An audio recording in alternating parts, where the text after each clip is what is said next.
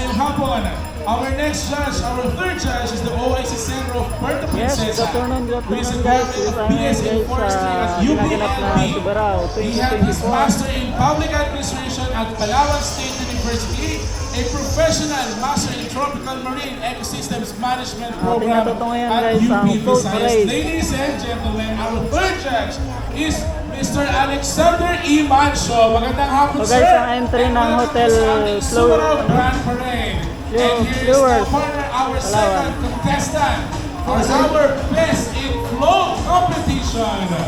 Tawagin na lang palampahan natin ang Hotel Louis Incorporated! Yes, kaway-kaway!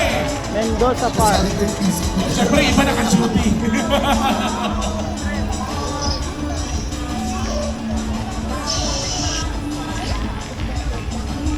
Guys, yung kanilang entry. Road. Napakaibigan! Napakaganda.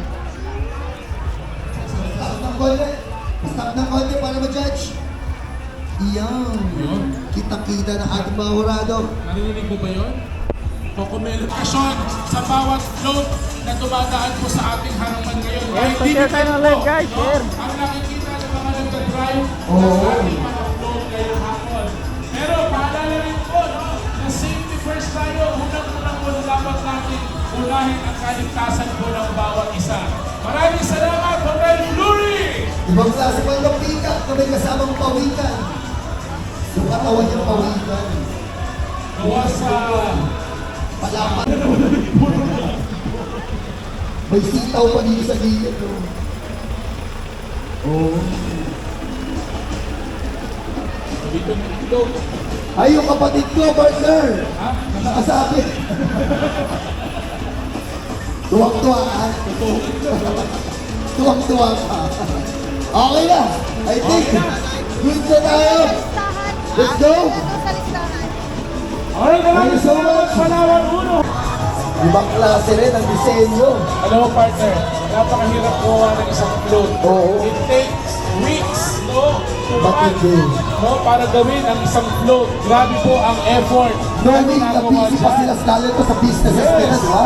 Kapag hindi yan gawa sa mga favorite species na tao. Safe naman yung pangkasin, no? Wala pong tunay na mga buhay nila. Oo, puro recycle, mga lipa.